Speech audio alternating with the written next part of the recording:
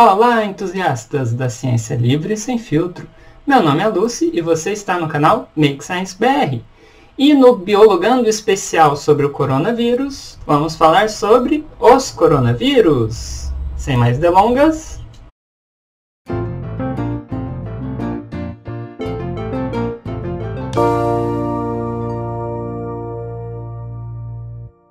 Olá, pessoas! Bom, antes de começar eu queria fazer alguns avisos, né? O primeiro deles é, bom, por que eu estou falando sobre isso, né?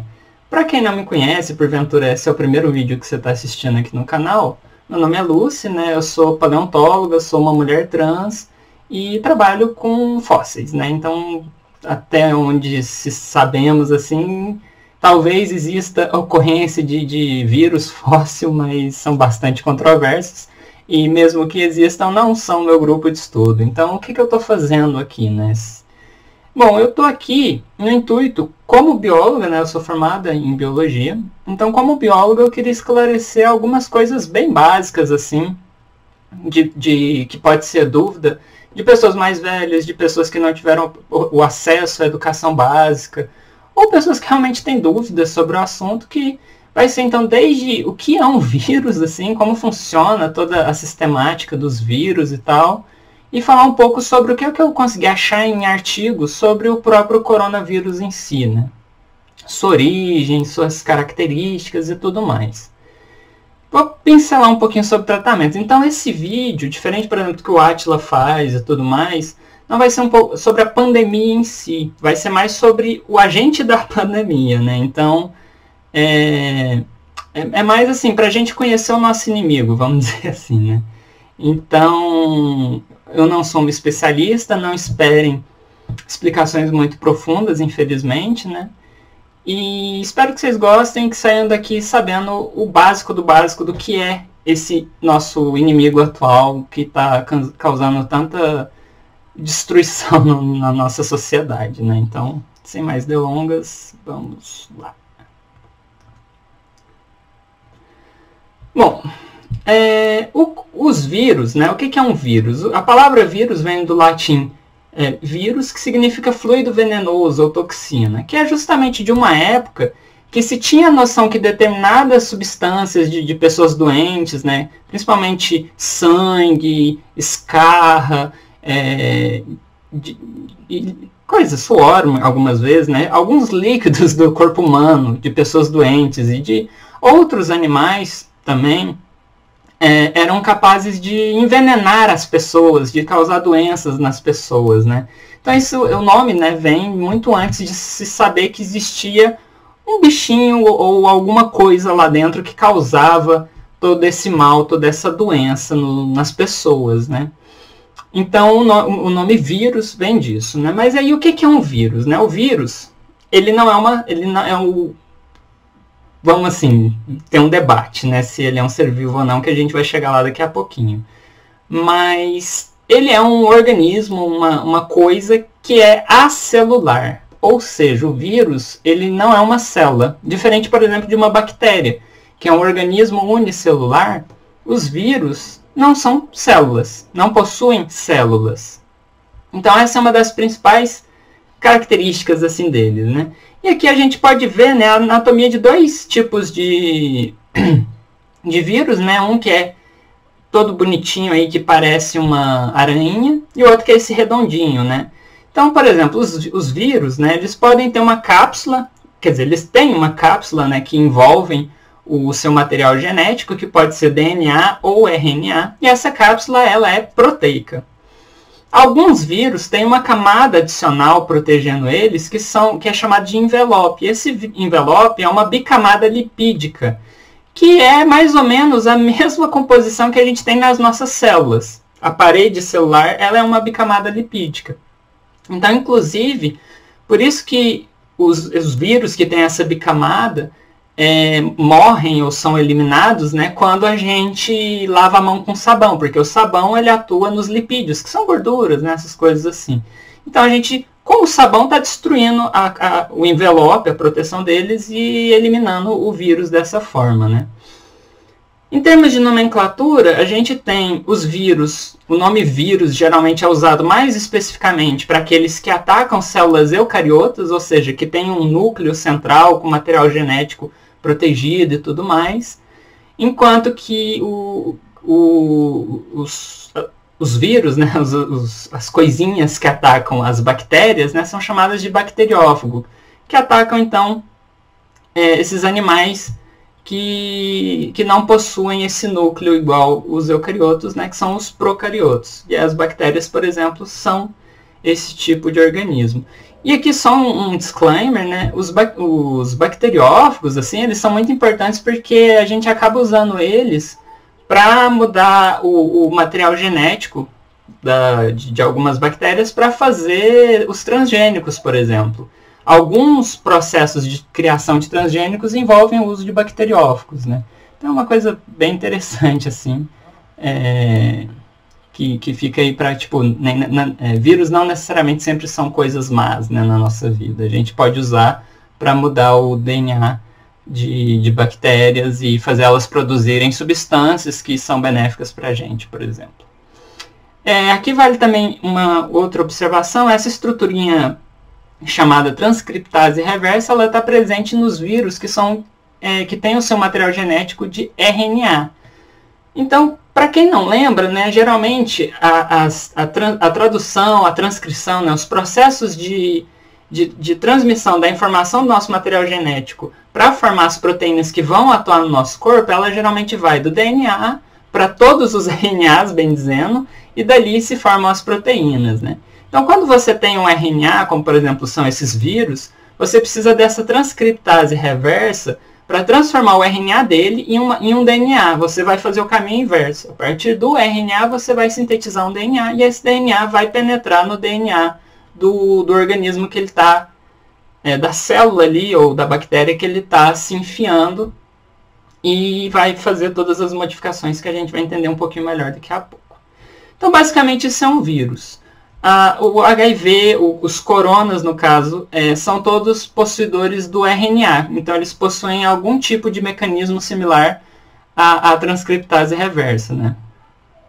Bom, e aí como que os vírus se reproduzem, né? A reprodução dos vírus, ela é altamente, na verdade, ela é totalmente dependente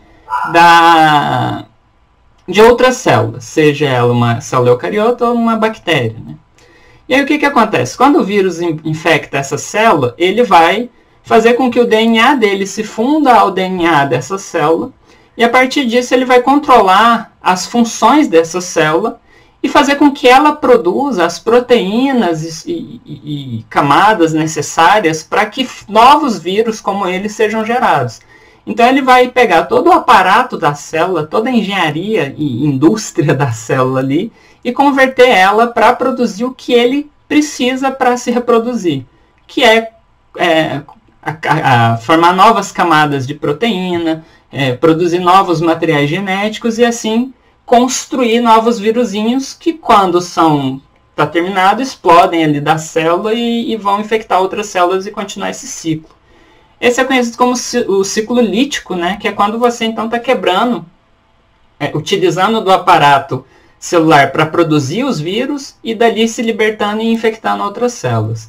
Também tem o ciclo lisogênico, né, que é quando você infecta uma célula e essa célula continua fazendo mitose, meiose e tudo mais, se replicando. E nessas replicações as células filhas também vão com os trechos de DNA do vírus que está infectando elas. Então você vai gerando novas células já infectadas com esse vírus. E aí, dali, você pode fazer o ciclo lítico. Então, esses dois ciclos, eles se complementam e alternam entre si. Então, basicamente, é assim que os vírus se reproduzem. Ou seja, eles são totalmente dependentes da presença de uma célula para que eles se reproduzam.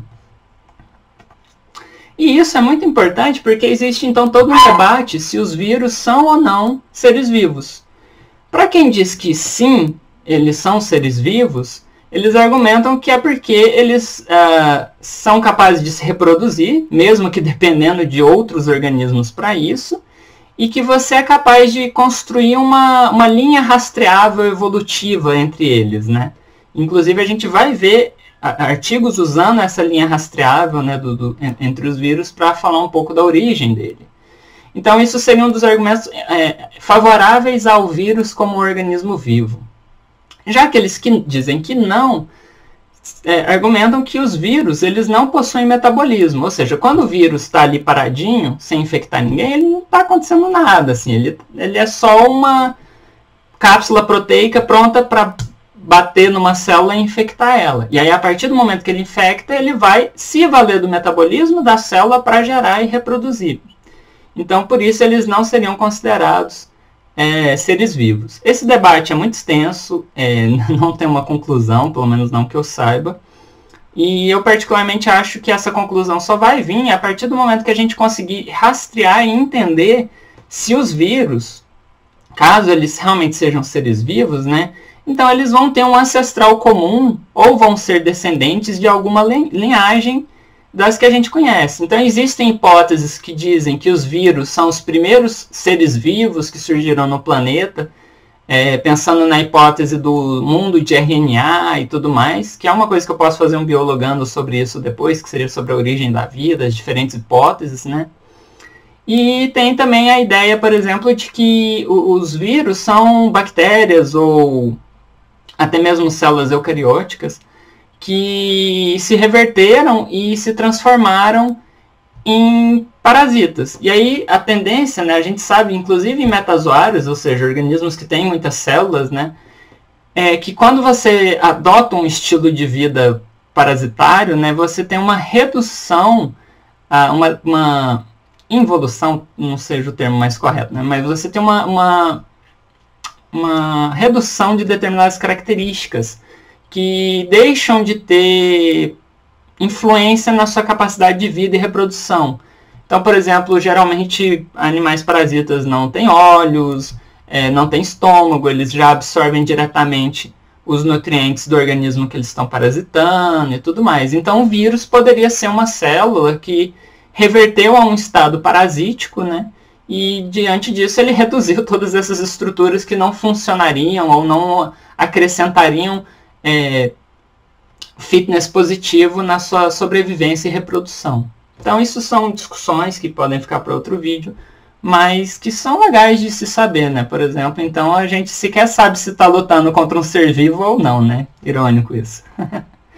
Bom, e aí, diante dessa polêmica, né, os vírus eles têm toda uma classificação linneana própria, e por não se saber de onde eles vêm, né, exatamente, a gente não usa os grandes, para quem já estudou reficofagem, né, reino, filo, classe, ordem, família, gênero, espécie e tudo mais, que os outros animais são classificados dessa maneira e tal. Os vírus a gente só usa de ordem para baixo, como o intuito mesmo de classificar os vírus independente dos outros organismos. Então é mais uma classificação própria. Justamente porque a gente não sabe sequer se eles são seres vivos e se são seres vivos, qual o parentesco deles com os outros organismos. Então, para isso, obviamente, existe então um Comitê Internacional de Taxonomia de Vírus, que vai regulamentar essas nomeações e tudo mais. E, além disso, existe um sistema adicional de classificação, que é o que foi proposto pelo Baltimore, que tem 7 grupos, né? Ele divide os vírus em 7 grupos, e esses grupos vão variar, o que vai variar para você pertencer a um grupo ou outro, né? Qual que é o material genético que tem dentro desse vírus e quais são os mecanismos associados a esse material genético para a reprodução dele e tudo mais, né? Então, esses são outra forma de classificar esses vírus. Aqui eu vou falar um pouquinho, então, da ordem, família e gênero dos coronavírus. Mas, afinal, o que é um coronavírus, né? A gente sabe hoje em dia que os coronavírus eles são uma família, né? Uma classe de vírus, né? Que infectam uma série de animais. Se não me engano, tem quase 2.000 espécies não, 200 espécies, se não me engano, de coronavírus ou coisa assim.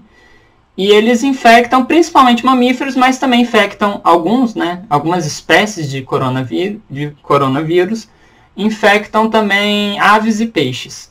Essa figura aqui, feita pelo Alex Aires, colega meu, ilustra muito bem, né, os grupos e os vírus, os coronavírus de cada grupo, assim. E aí é complicado a gente tentar entender onde exatamente o vírus surgiu e como a evolução dele está associada com esses animais que eles parasitam, porque os vírus têm uma alta capacidade de migrar intraespecificamente, que é mais ou menos o que provavelmente está acontecendo no caso do Covid-19, que é o vírus dessa pandemia, né? Então, quando você tem essas migrações verticais, a evolução do organismo parasita diz pouco sobre a evolução do vírus. Mas isso também é uma coisa que vão ser necessários mais alguns bons anos de estudo e entendimento para a gente chegar a alguma conclusão da evolução desses organismos.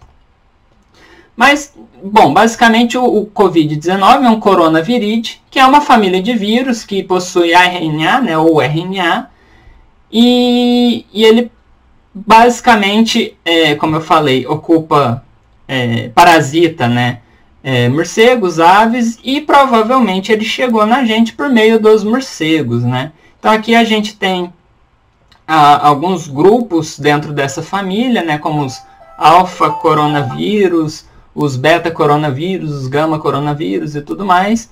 E no caso, o coronavíride, o Covid-19, desculpa, ao que tudo indica, ele seria um beta-coronavírus.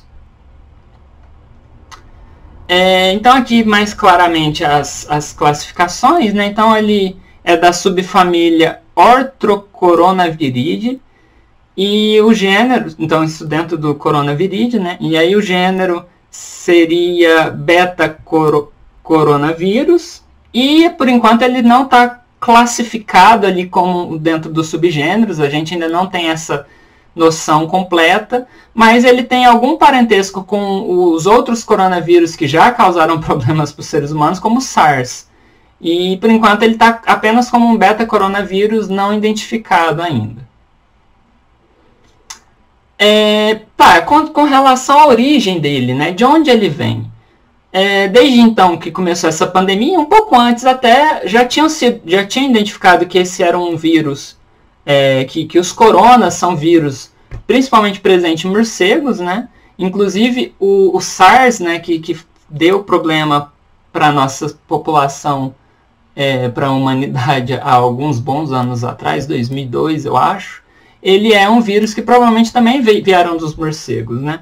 E aí aqui nesse quadrinho azul está a relação filogenética do Covid-19 com essas outras duas espécies de coronavírus que infectam morcegos. Então, por isso que tem toda essa debate, né, que provavelmente esse vírus que está infectando a gente, ele tem um ancestral comum ou tenha derivado diretamente de um desses SARS que infectam os morcegos, né, um desses coronavírus. Só que essas distâncias ali, nesse filograma aqui, eles representam o distanciamento, como que eu posso dizer, evolutivo, as diferenças, né? O quão diferente os grupos irmãos são uns dos outros, né? Então, se você olha ali em cima, né, o SARS com os vírus dos morcegos que são irmãos deles, eles têm ali os raminhos não muito distantes uns dos outros. Enquanto que se você olha aqui o Covid-19 e os irmãos deles, os ramos são longos. O que pode indicar que existe toda uma série de outros vírus de coronavírus que podem ajudar a entender essa relação do Covid-19 com os vírus dos morcegos. Ou seja, essas distâncias ali provavelmente podem ser preenchidas, segundo esse artigo, por outras espécies de vírus que a gente ainda pode vir a conhecer. E aí, dessa forma, entender melhor a evolução e origem desse vírus. E entendendo isso, a gente consegue combater ele melhor. E a gente vai entender melhor por quê. Bom, aqui nesse mesmo trabalho, né, dando zoom ali nos coronavírus. E aí essas dali são as cepas que foram coletadas para esse trabalho do Covid-19 e ali os irmãos morcegos dele, né? E aqui vocês conseguem ver, na imagem mais da direita, ali já o Covid-19 nos humanos, né? Eles também são ramos muito curtos uns dos outros, né?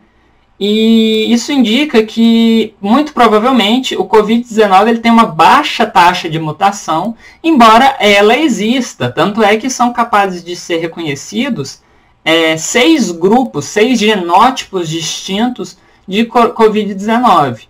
O que futuramente pode vir a ser um problema, porque se, por exemplo, você pega um Covid-19 do genótipo 1, e depois você entra em contato com um do genótipo 4, por exemplo, às vezes o seu organismo pode não ter as defesas necessárias para se proteger dele, por já serem suficientemente distintos um do outro. E essa distinção pode não ser só no nível molecular, ela pode mudar, por exemplo, as proteínas e questões assim, associadas à bicamada lipídica, que impede o nosso organismo a reconhecer ela como o primeiro Covid que a gente pegou. Então, não necessariamente a gente pegando o coronavírus uma vez, a gente vai estar imunizada para uma segunda infecção, caso esse próximo coronavírus seja de um outro genótipo. Mas, por enquanto, ao que tudo indica, devido à baixa taxa de mutação, a gente não corre tanto risco de que o coronavírus, pelo menos o Covid-19, se torne igual às gripes comuns, que tem uma alta taxa de mutabilidade, e a gente tem que estar tomando vacina todo ano, justamente por causa disso, para tentar correr atrás da imunização sempre que ela está se mutacionando. Aqui, então, é um outro trabalho suportando essa ideia de que o Covid-19 seja um beta, né? Um beta coronavírus, e suportando, então, essa possível afinidade com os outros de morcego. E aqui, então, um outro trabalho também suportando isso, de que ele também seria um beta coronavírus e que também teria relacionado a os coronavírus dos morcegos. Então, são pelo menos já 3 trabalhos diferentes, usando métodos um pouco diferentes um do outro, mostrando essa ideia de que ele seja um beta coronavírus relacionado a morcegos. Só que a gente ainda não sabe se essa contaminação ela veio diretamente do morcego, seja por um contato com um morcego contaminado, seja por uma alimentação de um morcego contaminado, ou seja por uma contaminação indireta do morcego para outro mamífero que a gente possa ter alimentado. Como, por exemplo, uma vaca, um cavalo, uma ovelha, ou um pangolim, por exemplo. O pangolim também tem seus próprios coronavírus. E nesse trabalho aqui, eles encontraram não só similaridades com os morcegos, mas também similaridades com os pangolins. O pangolim é um animal lá da África, que inspirou o Sandshrew dos Pokémons, né? Que é muito usado no consumo de carne lá na China, que é uma pena, é um animal que está em risco de extinção já por causa disso. E esse trabalho, então, recuperou algumas similaridades com os coronavírus dos pangolins. E aí isso poderia, então, ser um indicativo de que ou esse coronavírus veio indiretamente de um pangolim, ou seja, um morcego contaminou um pangolim e esse pangolim, alguém se alimentou ou teve um contato com esse pangolim e se contaminou, ou então pode ter vindo diretamente do próprio pangolim. Mas ao que tudo indica, como eu mostrei nos estudos anteriores, é provável que o vírus seja de origem dos morcegos. Tá. Mas então, basicamente, sabendo então que o Covid-19 ele muito provavelmente veio do consumo de carne, e de carnes exóticas, e obviamente então sem um controle sanitário, a gente pode dizer que isso é necessariamente culpa da China? Bom, o Covid-19 é culpa da China no sentido de que foi lá que surgiu, e se não houvesse esse consumo de carne, se houvesse uma política sanitária melhor, obviamente seriam reduzidas as chances disso acontecer. Só que nesse escrito da Laura Spinney para o The Guardian, ela deixa muito claro, né, que não é assim, tudo bem, esse veio da China, mas qualquer outro lugar do planeta pode gerar um tipo de vírus assim, porque esse vírus está mais relacionado ao consumo humano de carne do que comer animais exóticos que os chineses comem. Então, assim, são duas coisas, né? Basicamente, esses tipos de pandemia, elas tendem a se tornar cada vez mais comuns por causa do capitalismo e da forma com que a gente lida com o consumo de carne. que são os confinamentos são altamente potencializadores de surgimento e aprimoramento de infecção, de vírus. O consumo, por exemplo, também de animais silvestres não é exclusivo da China. Todos os lugares do mundo têm isso, e aqui no Brasil, não sejamos hipócritas. Todo mundo conhece um tio, ou a própria pessoa que está aqui assistindo, que gosta de comer carne de capivara, que gosta de comer tatu, que gosta de comer cutia. Esses animais que são carne de caça, são carnes exóticas, tem toda uma lista de vírus e outras doenças que eles podem passar para a gente, que a gente está aí se arriscando e comendo eles da mesma forma. Então, assim, o Brasil também pode gerar uma pandemia de vírus se continuar consumindo carne desses animais dessa forma indiscriminada e se continuar com essa vertente capitalista de produção e consumo de carne do jeito que as coisas estão acontecendo. Então, é muito fácil apontar o dedo e esquecer dos nossos próprios defeitos. Então, nesse escrito dela, ela ressalta essa influência do capital, né, do consumo de carne na geração de pandemias. Então, a gente menos aí a ocupar a China, né, e vamos repensar o nosso consumo de carne. Fica aí o convite. Bom, agora a anatomia do coronavírus, né, eles são partículas virais esféricas com projeções. Essas projeções, como vocês podem ver ali, são glicoproteínas, proteínas e tudo mais que vão possibilitar com que esse vírus identifique as células corretas para que ele infecte. Ou seja, dentro do nosso corpo, a gente tem algumas centenas de, talvez milhares de tipos de células, que cada célula tem uma estrutura própria, uma função própria no organismo. E os vírus, eles tendem a infectar tipos celulares próprios. Então, com os coronavírus não é diferente. Por exemplo, o HIV, ele infecta, um dos motivos do HIV ser tão letal, né, é que ele infecta as células de defesa do nosso organismo. Então, ele vai enfraquecendo e destruindo as nossas células de defesa, e por isso que as pessoas com HIV sem o tratamento correto acabam ficando imunodepressivas, né? E então, assim, essas proteínas na camada bilipídica são o que vai identificar a célula que o coronavírus vai se encaixar, né, invadir e parasitar, e a partir dela se reproduzir.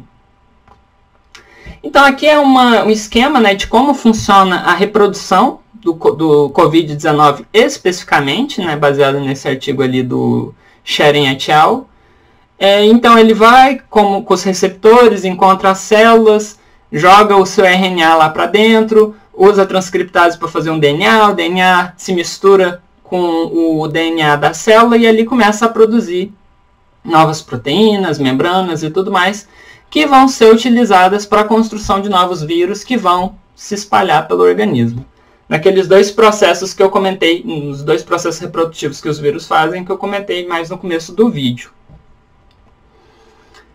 Então, esse artigo aqui, ele traz uma revisão bem boa do Covid-19, né? Desde a possível origem dos morcegos, com ou não uma contaminação intermediária de algum mamífero e o consumo tardio, as proteínas que eles possuem, as doenças que eles causam e tudo mais. E esses artigos todos que eu estou mostrando, as notícias que eu estou mostrando e tudo mais, elas vão estar num link para baixar um PDF com esses links todos organizadinhos e prontinhos para vocês consultarem.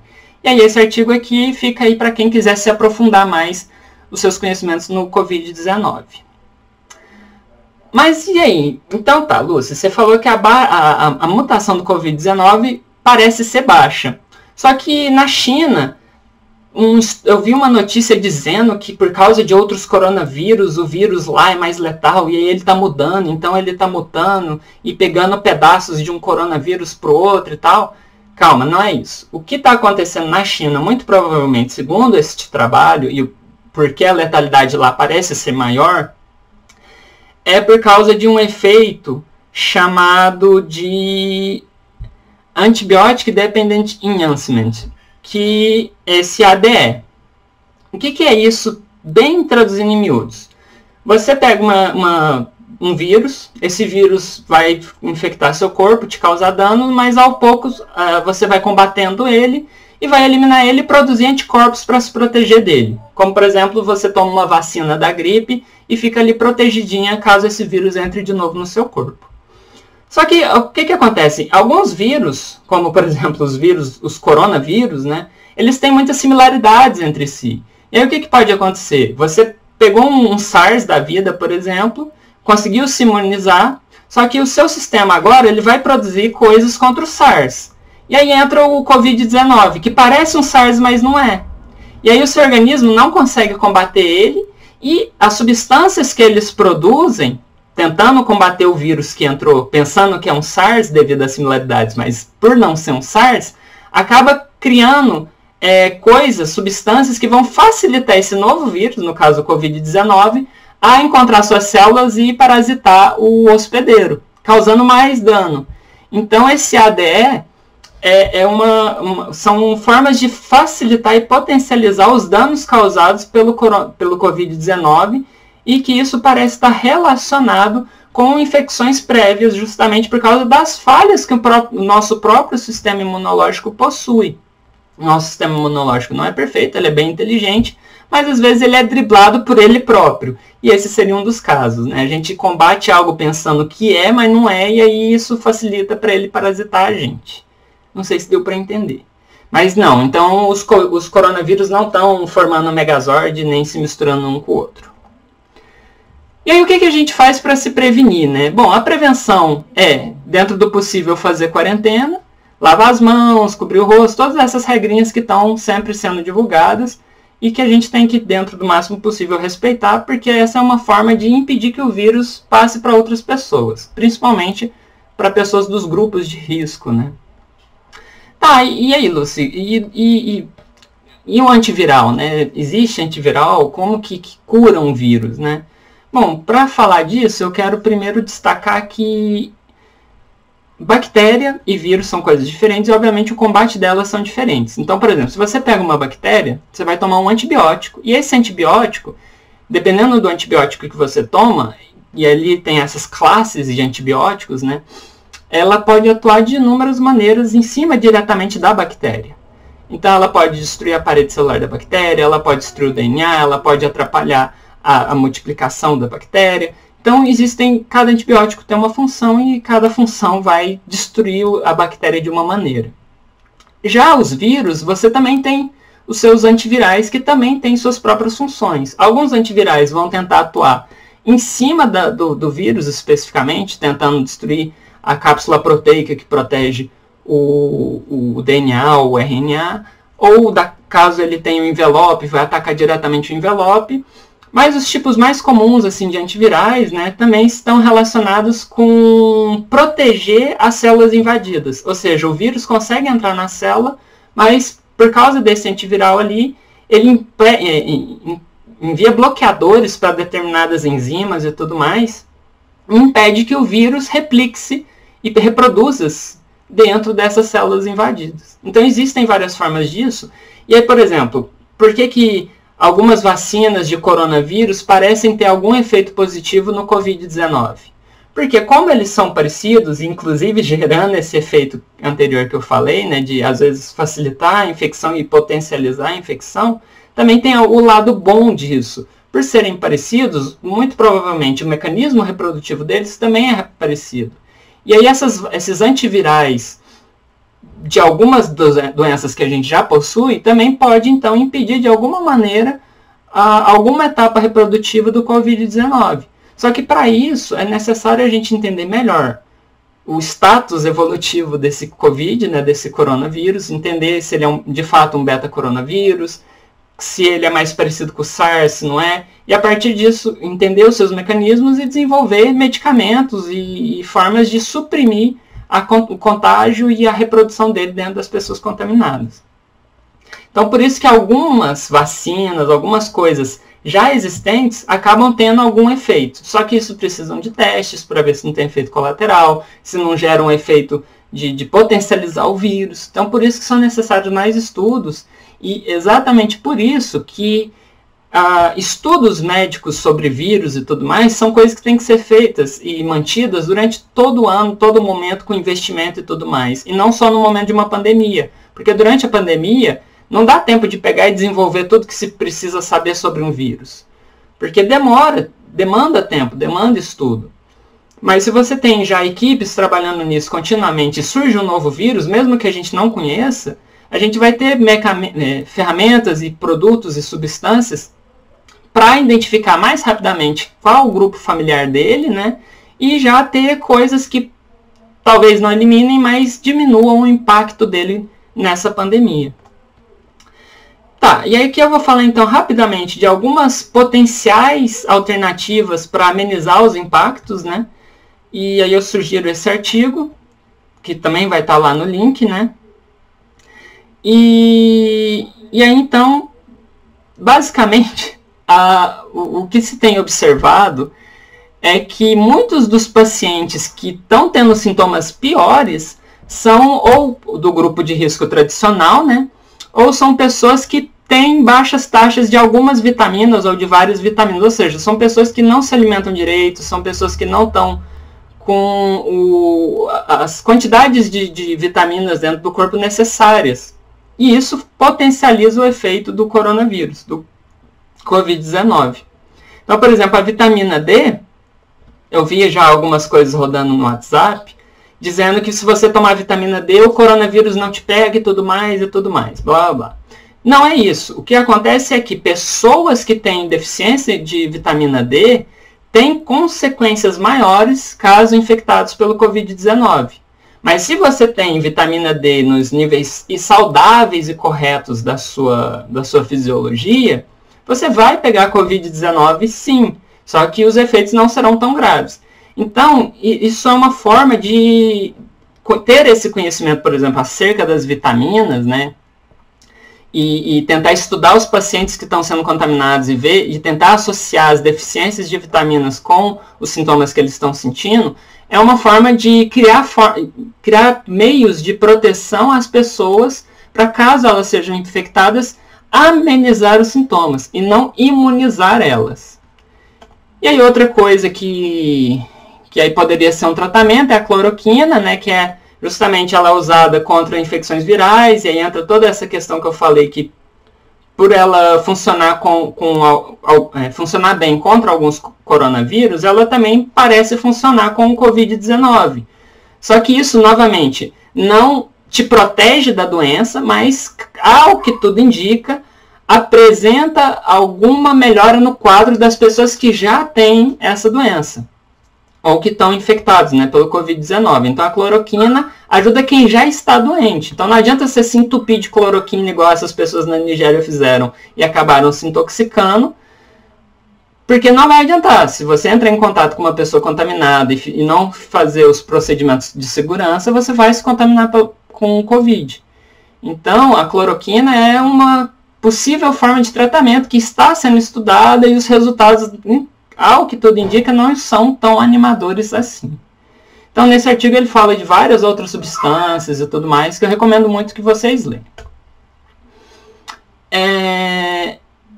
E aí, então, é isso, né? Dentro dos grupos de risco, eu acho que a gente pode incluir, então, as pessoas que têm uma nutrição inadequada, ou seja, que vão ter alguma defasagem de vitaminas e tudo mais, porque isso está bem mostrado nesse trabalho, potencializa os sintomas do Covid-19. Então, novamente, não imuniza, mas ameniza o impacto que você vai sentir caso você esteja com Covid-19. Então, por favor, bebam água, se alimentem bem e sigam aquelas diquinhas que eu já falei aqui, que está sendo espalhada por todo lugar.